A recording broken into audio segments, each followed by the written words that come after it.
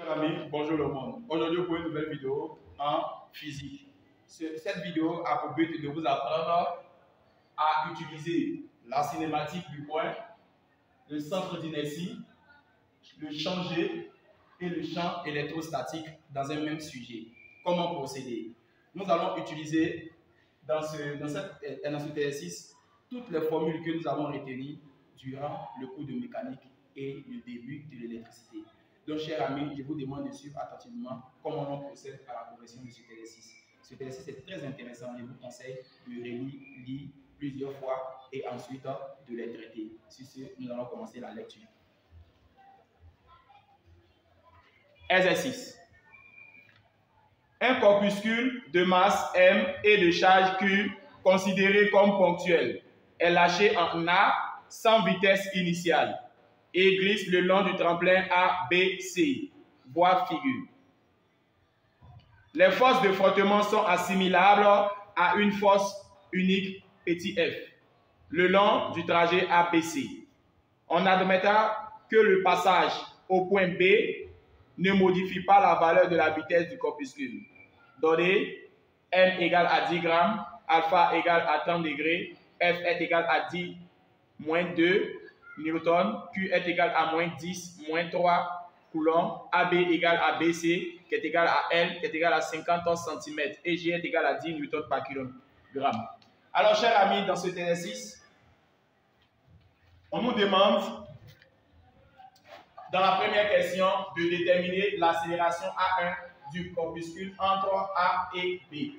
Alors, lorsque vous commencez un exercice de mécanique, c'est impératif de faire l'étude dynamique.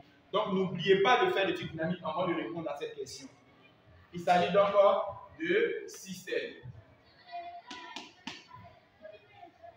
Le système ici, il s'agit de un corpuscule de masse M. Le référentiel. Il s'agit donc de terrestre supposé galiléen. Le bilan des forces. Alors, chers amis, nous sommes sur le plan AB. Donc, le bilan des forces. Dans cet exercice est mentionné que les forces de frottement sont équivalentes à une force F. Donc, on nous dit qu'il y existe des forces de frottement. Donc, faites attention. Il y aura donc trois forces dans ce cas-là. Le poids du corpuscule. Rn, la réaction normale du plan. F, la force de frottement. Alors, chers amis, la réaction est devenue une réaction normale car il y a la présence de la force de frottement. Chers amis, nous allons faire la représentation schématique. Représentation schématique. Alors, nous allons faire le schéma.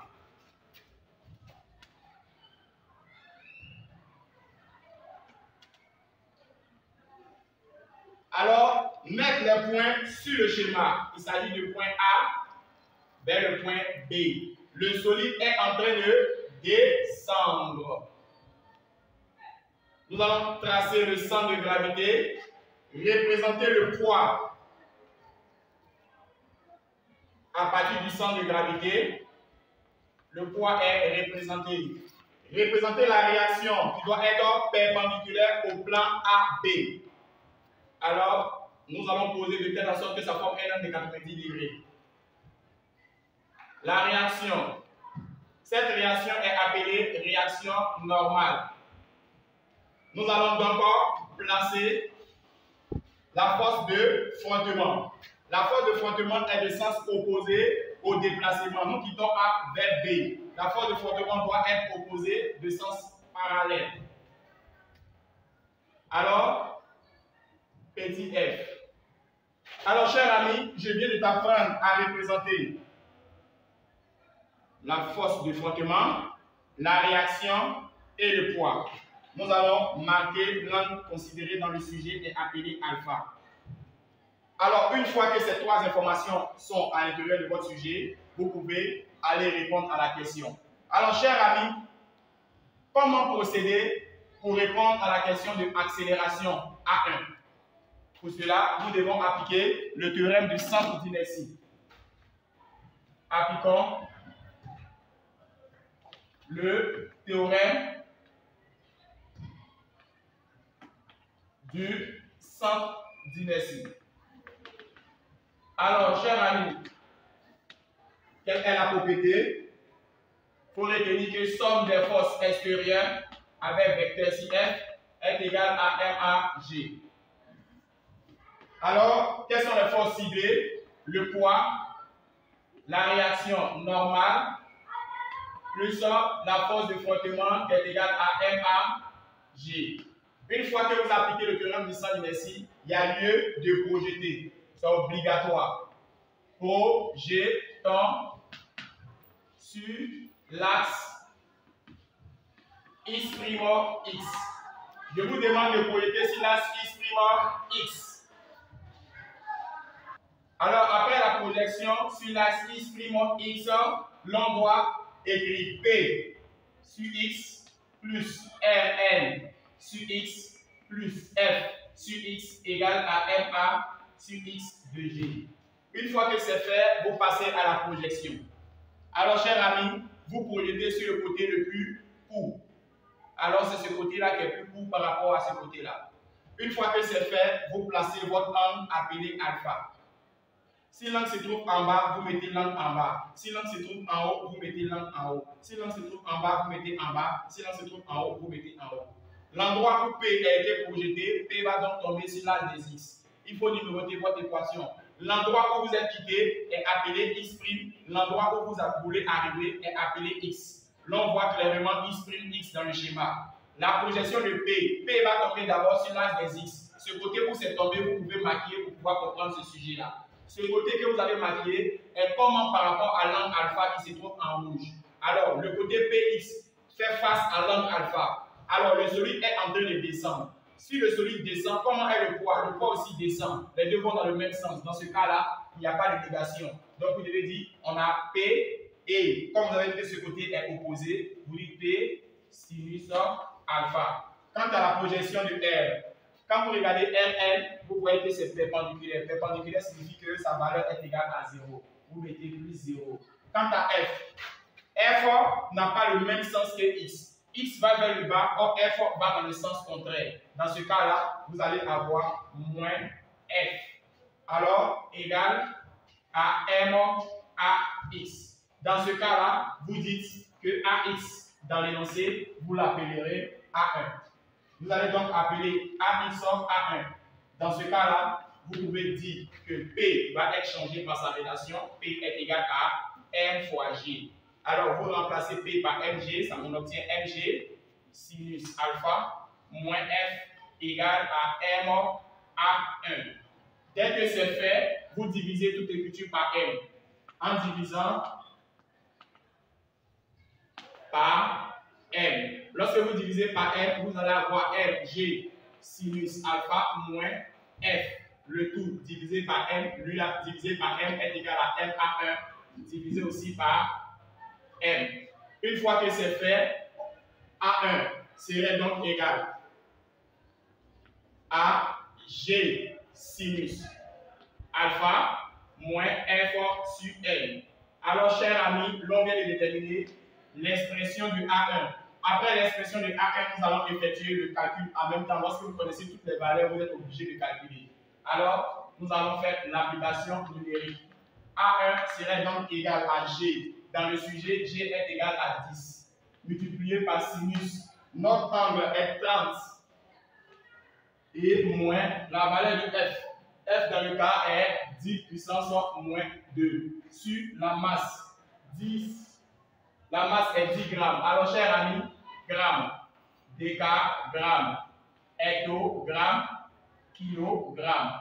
10 grammes va donner 0,1. Donc, chers amis, savoir que 10 grammes fait 0,01 kg. Alors, une fois que c'est fait, vous allez donc remplacer par 0,01. Alors, chers amis, vous obtenez par la suite A1 est égal à l'aide de la calculatrice. Vous obtenez comme valeur 4. Vous mettez l'unité mètre par seconde carré. Alors, votre calculatrice doit être en degrés parce que l'angle est en degrés. Si vous mettez votre calculatrice en radian, vous n'allez pas trouver la même réponse que moi. Ok, 10 grammes fait 0,01 kg. Chers amis, nous avons répondu à la première question qui était de savoir l'accélération. Nous allons déterminer l'accélération A2 sur le tronçon BC. Alors, chers amis, en B, l'accélération A2 du corpuscule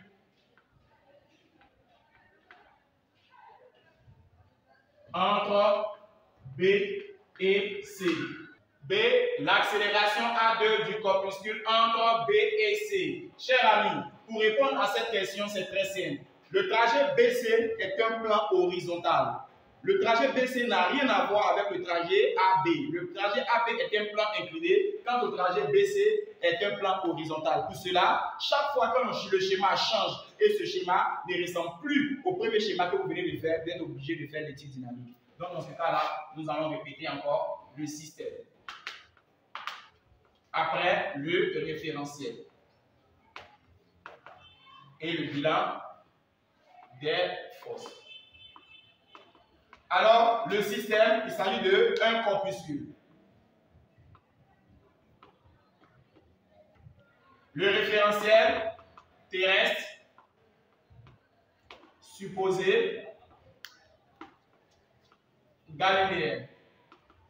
Et le bilan des forces, on a P, on a aussi Rn et non A, F.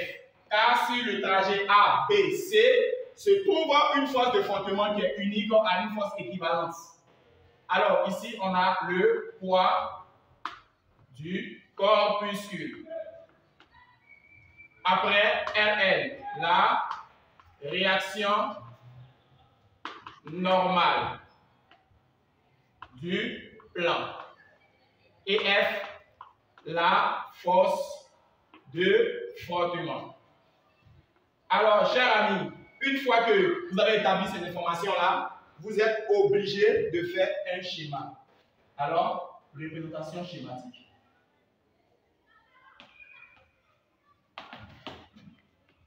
Alors, une fois que vous donnez la représentation schématique, l'on doit voir le schéma que vous présentez. Il s'agit d'un plan horizontal. Le schéma diffère du premier. Vous allez donc placer le point B et le point C. Vous allez matérialiser le solide par un cercle. Tracez le centre de gravité de ce cercle.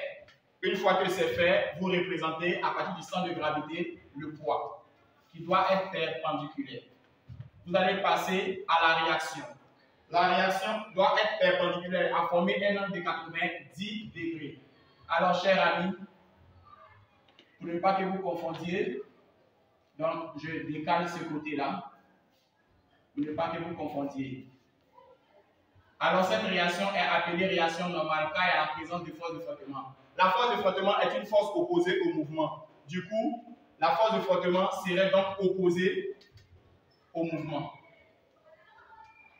Vous allez avoir force de frottement. Lorsque le solide quitte de B pour aller en C, la force de frottement s'oppose. Donc, la force de frottement peut être sur l'axe là, ou bien placée où je viens de placer. Une fois que c'est fait, vous dites que pour répondre à la question de accélération, vous devez appliquer le théorème de centre d'inertie. Appliquons le théorème du centre d'inertie. Le théorème du centre d'inertie nous dit que somme vectorielle de force extérieure est égale à MAG. Dans ce cas-là, vous dites que vous avez le poids, vous avez la réaction, vous avez la force de frottement, mais n'oubliez pas de mettre normal sur la réaction. Vous êtes égal à MAG. Une fois que vous avez appliqué le théorème des centres d'inertie, il y a lieu de faire une projection, c'est obligatoire. Donc, projetons sur l'axe x', x. Alors, la projection se fait sur l'axe x', x. Vous venez sur votre schéma, l'endroit où vous quittez est appelé x'. L'endroit où vous voulez arriver est appelé x. L'endroit où vous quittez est appelé x', l'endroit où vous voulez aller est appelé x. Alors, dans ce cas-là, vous obtenez p x plus r l x plus f x égale à m a x de g. Alors, vous allez commencer à faire la projection. Comment est p par rapport à l'axe des x? P est perpendiculaire, ce qui signifie que sa valeur est égale à 0. Comment RRN par rapport à l'axe des x est aussi perpendiculaire, ce qui signifie que sa valeur est égale à 0. Comment est F par rapport à l'axe des x? F va dans le sens contraire que x. Dans ce cas-là, vous obtenez moins F, qui est égal à MAX de G. Alors, il faut signifier que AX dans le sujet, l'on l'appellera A2. Alors, une fois que c'est fait, vous tirez AX. C'est comme si vous divisez par M. Donc, dans ce cas-là, vous obtenez A2 qui serait donc égal à moins F sur M. Une fois que c'est trouvé, vous pouvez passer à l'application numérique. Alors, vous obtenez dans ce cas-là A2 égale à la valeur de F. Avec le signe moins qui se trouve là, on fait moins 10 puissance moins 2, ok, sur la masse qui fait 0,01. À l'aide de la calculatrice, nous trouvons moins 1 mètres par seconde au carré. Une fois que vous trouvez cette valeur, vous passez à la question suivante. Cher ami, je viens de te montrer comment déterminer les accélérations à partir du théorème de centre d'inertie. Vous passez à la question suivante. La question suivante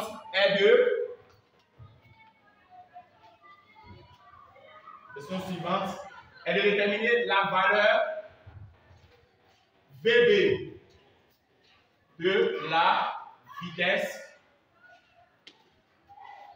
du corpuscule en B. Alors, chers amis, on nous demande de déterminer la vitesse VB du corpuscule en B. Alors, nous allons regarder l'accélération trouvée sur le trajet AB. Dès que nous trouvons une accélération différente de 0, une propriété doit être appliquée. Alors, suivez bien. Sur le trajet AB, on a A1 qui est égal à 4 mètres par seconde carré. D'où A1 est différent de 0. Comme A1 est différent de 0, le mouvement est rectiligne, uniformément varié. Mais quelle est la valeur? Un nombre qui est positif. Du coup, vous pouvez dire accéléré. Une fois que c'est accéléré ou bien c'est varié, la relation fondamentale et indépendante du temps va être appliquée. Alors, l'on va retenir d'après la relation fondamentale et indépendante du temps, on a vitesse finale carrée moins vitesse initiale carrée égale à 2A x finale moins x initiale. Dans notre cas, que représente la vitesse finale entre le trajet A vers B? La vitesse finale est le point B. La vitesse initiale est le point A, qui est égal à 2 fois A. Sur le trajet AB se trouve une accélération appelée A1. Alors, l'on a 2A1 facteur de XB moins XA. Vous allez cibler que XB moins XA est la distance. Et la distance dans le sujet est appelée AB. Et AB est appelée L, d'après le sujet. L'on obtient VB moins VA au carré est égal à 2A1 de L. Car nous avons remplacé XB moins XA par L. Désormais, vous tirez VB. VB carré serait égal, cette écriture va passer derrière l'égalité, long à VA au carré, plus 2A1L. Automatiquement, vous déterminez la valeur de VB. On aura donc racine carrée de VA au carré plus 2A1L. Or, on quitte au point A.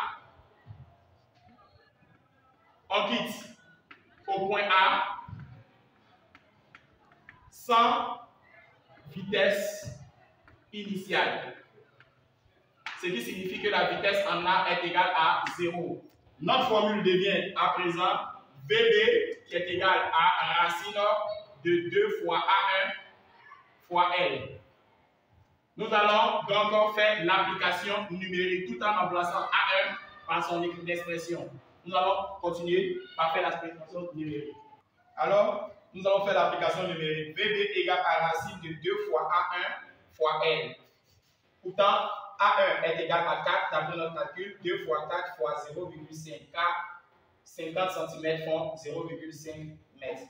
Alors, une fois que l'on calcule, on trouve 2 mètres par seconde. Nous allons passer à la question D. La valeur VC de la vitesse du corpuscule en C. Alors, nous sommes maintenant au point C. Est-ce que nous connaissons pas l'accélération? Alors, sur le trajet BC, on a A2 qui est égal à moins 1 mètre par seconde carré, d'où A2 est différent de 0. Donc le mouvement, cher ami, le mouvement est rectiligne, ça veut dire une droite, uniformément varié. Mais comment c'est varié? Décéléré. Cher ami, comment on sait que c'est décéléré? Car la valeur de l'accélération est négative. Lorsque la valeur de l'accélération est négative, c'est décéléré. Si c'est égal à 0, alors le mouvement est uniforme. Dans ce cas-là, nous allons donc utiliser la relation fondamentale. Vitesse finale carrée moins vitesse initiale carrée égale à 2A2 de x final moins x initial. Alors, chers amis, nous allons remplacer final par son expression. En quittant B pour aller vers C, il s'agit donc de VC qui devient la vitesse finale et de VB qui devient la vitesse initiale qui est égale à 2 fois A2 car nous sommes sur le trajet BC, facteur de x de C moins x de B. Alors, une fois que vous trouvez cette écriture, vous dites que xc moins xb est égal au parcours BC. Or, le parcours BC dans l'énoncé est égal à L. Donc, dans ce cas-là, vous obtenez VC au carré moins VB au carré égale à 2 fois A2 fois L. Alors, chers amis, vous pouvez donc tirer le BC. VC au carré serait donc le VB passe derrière l'égalité. On obtient VB au carré. Et là, on obtient plus 2A2 fois L. Alors, vous déterminez VC en mettant tout en racine. VB au carré plus 2A2L. Chers amis, nous venons de déterminer l'expression de VC. Nous allons donc calculer VC. Lorsqu'on dit de déterminer l'expression, de déterminer la valeur, vous devez calculer, chers amis.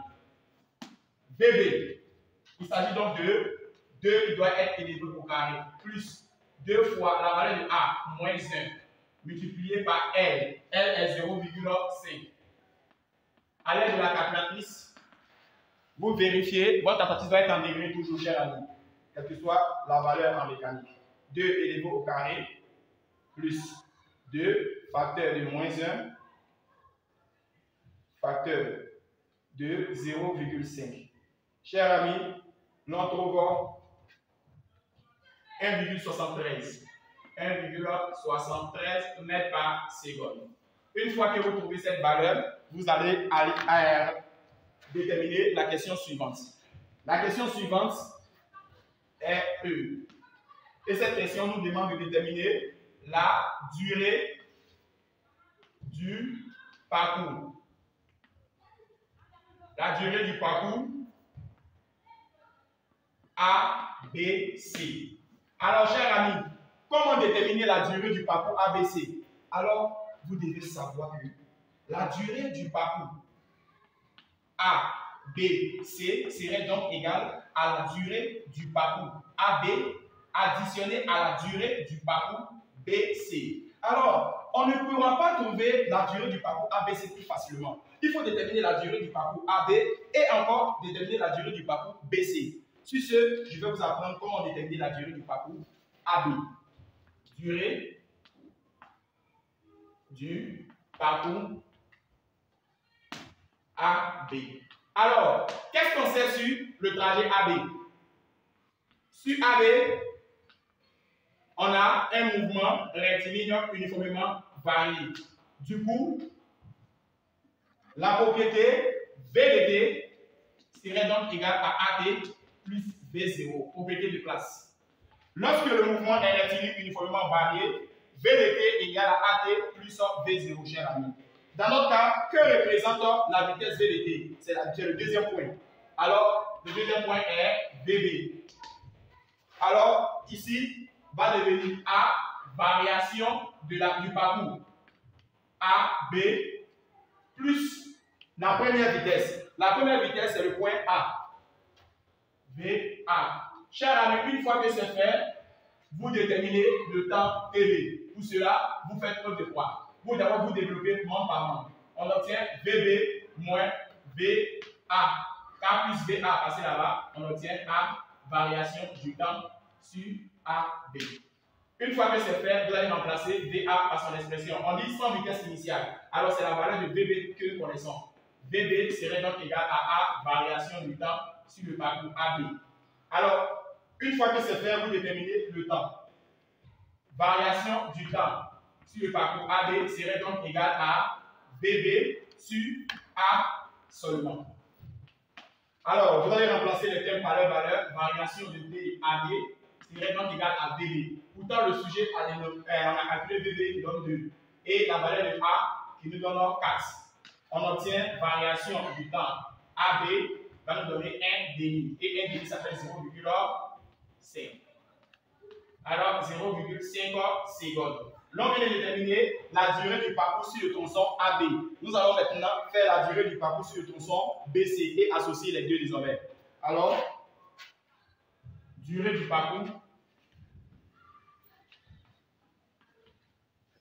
La durée du parcours BC. Alors, sur le trajet BC, on a aussi un mouvement rectiligne uniformément varié.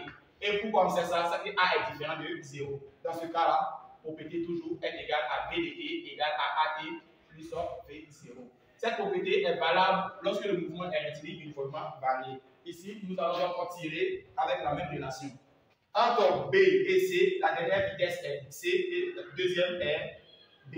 Donc, VDT égale à AT plus V0 va être désormais BC égale à A, variation du trajet BC plus la vitesse de début. Alors, chers amis, c'est cette écriture-là nous cherchons. Nous allons faire passer cette écriture-là. BC moins VB serait donc égal à A, variation de T, BC. Alors, chers amis, nous allons tirer l'élément situé là. Variation de T, BC serait donc égal à BC moins VB, le tout sur A. Alors, chers amis, nous allons donc calculer variation de T sur le parcours BC.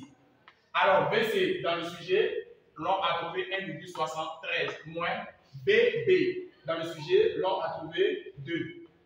Sur l'accélération qui est aussi négative. Ici, il s'agit de quelle accélération? A2. Quant au trajet de là, l'accélération qui s'agissait, c'est l'accélération AM. Donc, je vais énumérer ça pour vous apprendre. Ici, l'accélération qui s'agissait, c'est l'accélération A1 quand nous sommes sur le trajet AB. Et ici, c'est l'accélération A2 quand nous sommes sur le trajet BC. À cause de ça, on va demander la première question de déterminer l'accélération. Alors, variation de T, BC serait donc égale, on va donc calculer cette valeur, cher ami. Nous allons donc utiliser 1,73 moins 2, le tout, sur moins 1. L'on obtient 1,75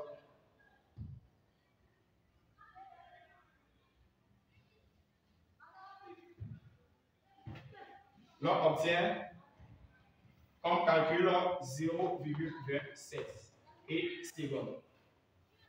Alors, le temps s'exprime en secondes, sachez bien. Alors, chers amis, nous venons de calculer le premier et le deuxième. Qu'est-ce que nous allons utiliser?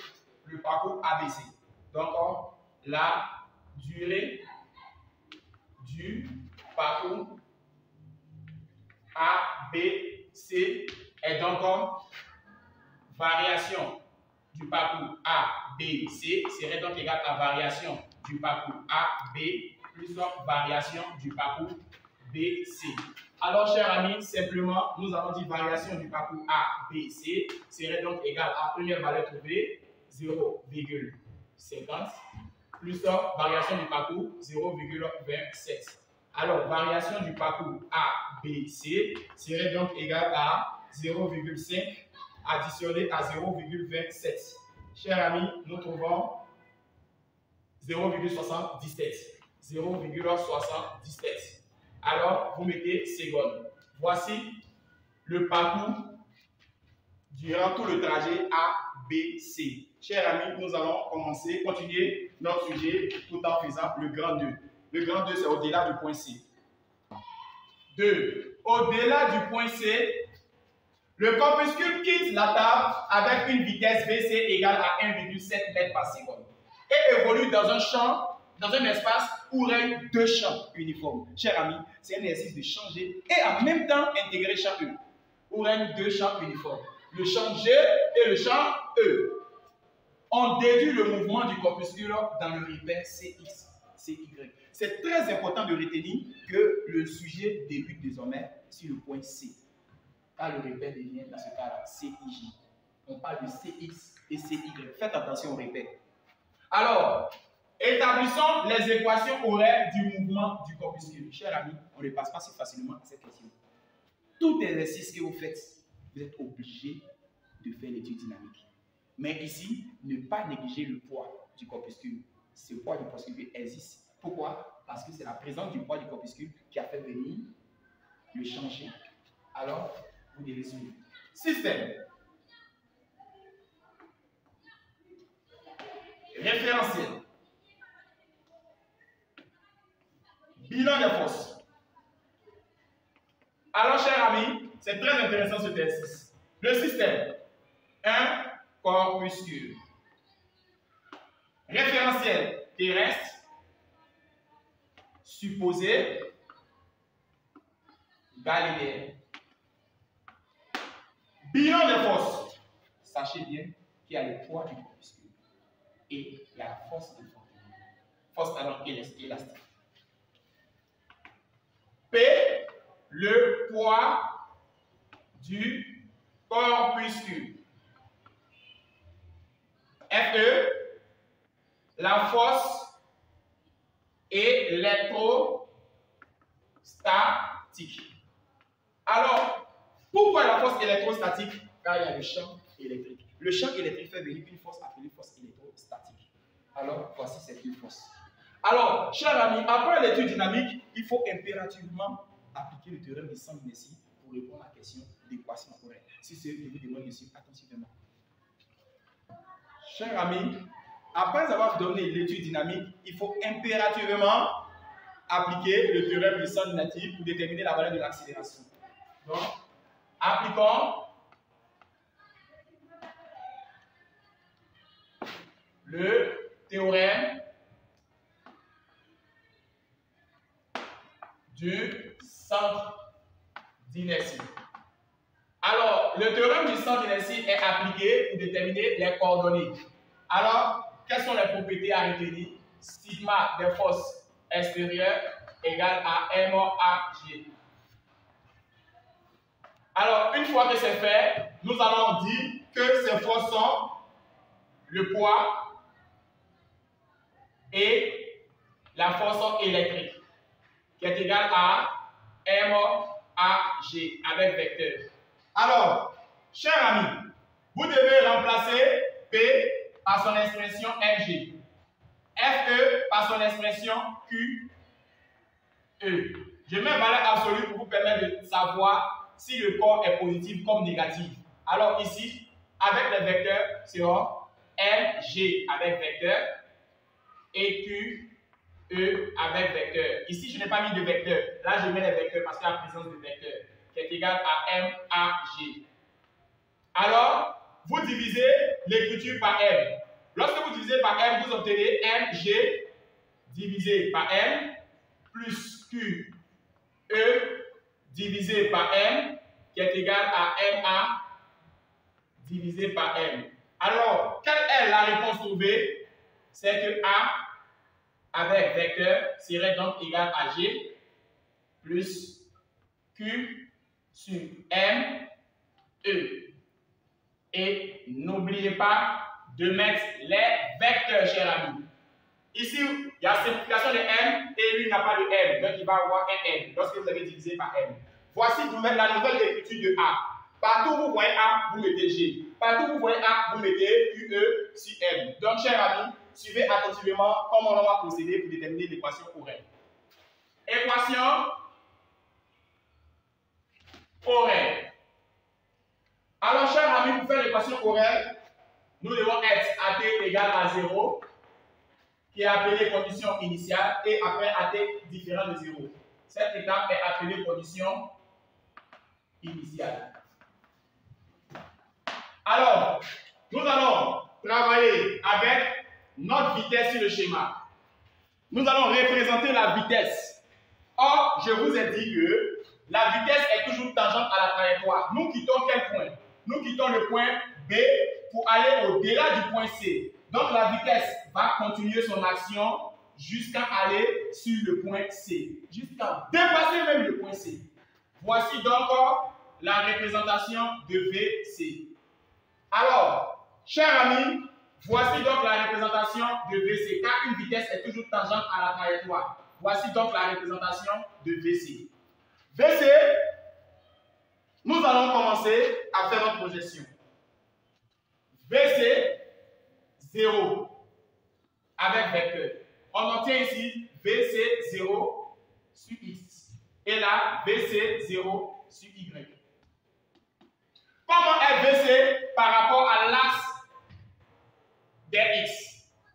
VC va dans le même sens que X. Dans ce cas-là, VC sur l'axe des X est égal à VC. Comment est VC sur l'axe des Y? Vous voyez VC qui va sur l'axe des X, mais à aucun moment VC va sur l'axe des Y. Alors VC est comment par rapport à l'axe des Y? Perpendiculaire, qui signifie 0. Après VC, vous allez avoir CG. Pourquoi pas OG? On parlera de CG car le repère pris en considération est CX, CY. Alors à aucun moment on parle de OX, OY. Donc il faut mettre C. On a CG 0. Ici, l'on obtient X 0 et Y 0. Chers amis, à cette étape-là, je vous dis toujours dans n'importe quel sujet que vous rencontrez pour un ainsi de champ que vous devez faire attention. Allons-y. Comment est X 0 sur la des X? Regardez bien l'information. À aucun moment, on parcourt une distance. À aucun moment, on parcourt une hauteur. Dans ce cas-là, vous mettez 0 et 0, comme d'habitude. Après AT égale à 0, nous allons faire AT différent de 0, c'est bon. Il s'agit donc de condition quelconque. Alors, pour la condition quelconque, alors nous allons passer à déterminer A. A sur les X, A sur les Y. Faites attention. Qui parle de A, parle de G. Qui parle de A, parle de QE sur M. Comment est A sur l'axe des X? Regardez bien l'axe des X. Sur l'axe des X, nous voyons G qui est perpendiculaire et nous voyons E aussi qui est perpendiculaire. Sur l'axe des X, à aucun moment les deux vont exister car E est perpendiculaire à X et G aussi est perpendiculaire à X. Donc sur l'axe des X est égal à 0. Sur l'axe des Y, voici Y qui descend. Sur l'axe des Y, comment est G par rapport à Y? G va dans le même sens que Y. Dans ce cas-là, c'est puissant G. Comment est sur le même axe Y là, le E? Y descend, E va vers le haut. Qui a vu E a vu A. Et qui a vu A vu QE sur M. Alors dans ce cas-là, E n'a pas le même sens que Y. Dans ce cas-là, on obtient moins Q, E sur M. Ne jamais mettre de valeur absolue dans les coordonnées. On obtient dans ce cas-là V. On ne met plus V0. V, c'est X, V, c'est Y. On utilisera pour ce faire la propriété V de T égale à AT plus V0 pour remplir l'information située là. Dans ce cas-là, pour faire Vx de T, j'obtiens AXT plus V0X. Et là, pour faire Y, j'obtiens AYT plus V0Y. Dans ce cas-là, cher ami, comment est la valeur de A sur l'âge des X? 0. 0 multiplié par T, on obtient 0. Comment est V0 sur l'âge des X? Alors, sa valeur est égale à VC. On obtient donc VC là. Et comment est AY sur l'âge des Y? Est égal à Q, est égal à G d'abord. G moins Q, E sur M. Le tout multiplié par T. Comment est V0 sur l'âge des Y? 0. Donc, on ne met rien ici. Après ça, nous allons passer au OG. Alors, le CG au moins.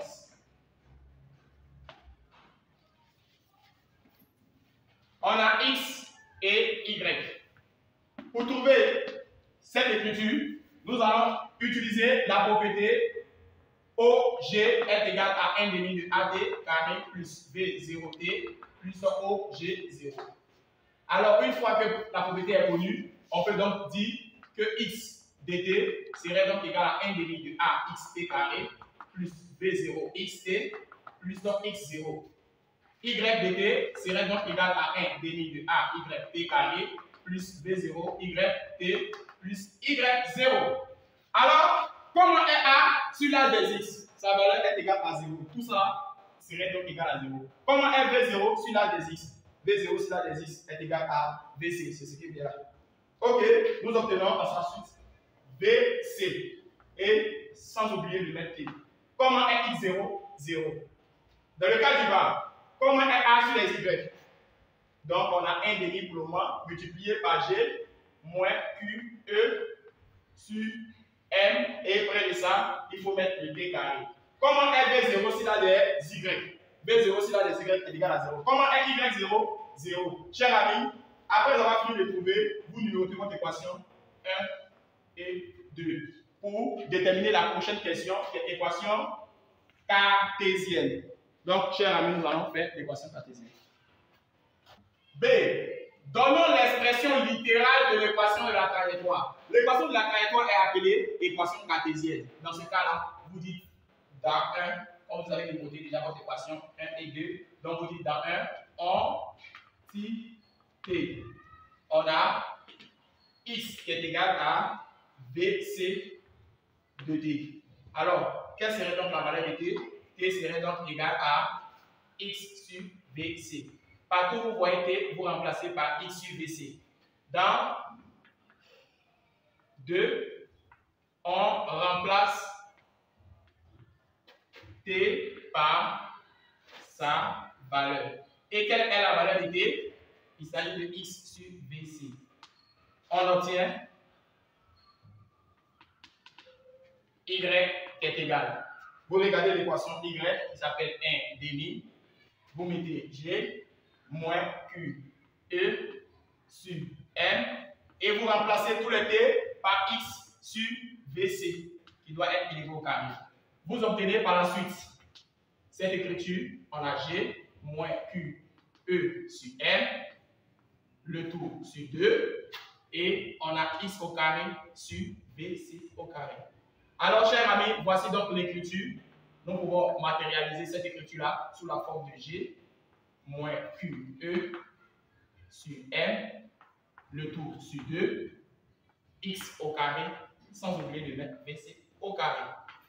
Alors, une fois que c'est fait, nous allons répondre à la dernière question de notre sujet qui nous demande, en C, déterminons la valeur E pour que le corpuscule sorte de l'espace champ E au point S, d'ordonnée 1 cm. Chers amis, pour répondre à cette question, il faut connaître d'abord les coordonnées du point de sortie, dans un premier temps. Quelles sont les coordonnées du point de sortie?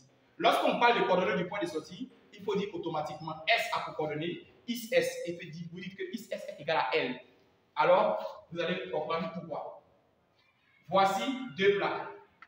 Et cette plaque-là est appelée L. Voici le point où ça va sortir. Q est dans le sujet Q était négatif. Donc, ça va partir vers le point de sortie qui est là. Alors, le point de sortie. Voici le point de sortie. Voici le sens de Y. Automatiquement, la sortie et Y vont dans le même sens. Il faut déterminer d'abord les coordonnées du point de sortie. Les coordonnées du point de sortie S sont S qui a pour coordonnées IS, YS. IS, lorsque l'on quitte là pour sortir au point S, vous faites le projeter. Vous allez trouver L. Donc vous dites IS égale à L et YS dépendra de ton équation cartésienne. Lorsque l'équation cartésienne est trouvée, vous remplacez le IS là par L. Vous obtenez par la suite G moins Q E sur M, le tout sur 2, BC au carré, et vous remplacez le IS par L au carré. Désormais, vous avez trouvé les coordonnées du point de sortie. Étant donné que l'on dit on sort par l'espace E, il faut connaître la condition de sortie. Alors, chers amis, la condition de sortie YS serait comment par rapport à D sur 2. Or, dans notre sujet là, on a toutes les informations. On a toutes les informations concernant le D sur 2. Donc, avec le schéma, nous rencontrons l'ordonnée qui est Y. Alors, Y de sortie est égal à la longueur. La hauteur est de YS est de 1 cm. Alors, la condition de sortie. La condition de sortie, vous regardez le point de sortie par rapport à Y. Les deux vont dans le même sens. Lorsque les deux vont dans le même sens, vous dites Y de sortie est inférieur ou égal à D sur 2.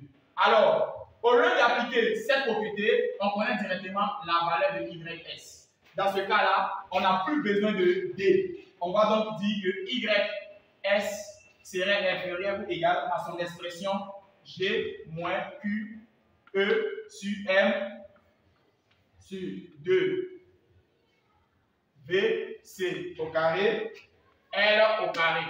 Cher ami, c'est son expression. Donc YS serait environ égal à l'expression trouvée là. Alors une fois que c'est fait, vous remplacez YS par sa réponse. On dit dans le sujet que lorsqu'on sort par l'ordonnée, c'est de 1 cm.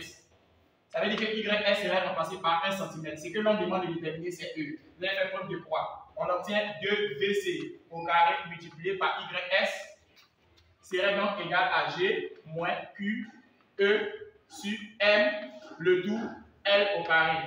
Une fois que c'est fait, vous faites passer le L au carré au dénominateur. On obtient 2VC multiplié par YS, le tout sur L au carré, qui serait donc inférieur ou égal à l'élément G moins Q E sur M. Vous tirez pas à pas, cette écriture va se déplacer, on obtient moins G plus 2VC multiplié par YS sur L et ça serait inférieur à moins Q E sur M. Dans ce cas-là, vous allez enlever le moins, on obtient par la suite G moins 2VC carré YS sur L qui serait donc supérieur ou égal à Q E sur M. Lorsque vous avez enlevé les moins, ça a changé l'égalité. Automatiquement, c'est le E qu'on demande de chercher. Donc E serait donc égal à, serait donc inférieur à notre écriture G moins 2VC au carré YS sur L et le M va donc multiplier l'égalité qui se trouve là lorsque vous faites le poids et le Q va être au dénominateur là. Alors chers amis, nous allons passer à l'application numérique. Alors, de l'expression de E est inférieur ou égal à LG moins 2VC au carré multiplié par YS sur N sur la valeur absolue de Q. Alors, dans ce cas-là, la valeur absolue va être appliquée car la valeur de Q est négative. Donc, vous devez utiliser une valeur absolue. Quand Q est inférieur à 0, utilisez donc la valeur absolue. On aura moins 10 puissance moins 3. Et cette écriture va nous donner 71,1 volts par mètre. Et sachez bien que L, qui était 2 cm dans le sujet, a été converti en mètres. Et YS, qui était 1 cm dans le sujet, a été converti en mètres. Sur ce, je vous dis au revoir pour une nouvelle vidéo et reprenez plusieurs fois la lettre de cet exercice. Au revoir. Bye.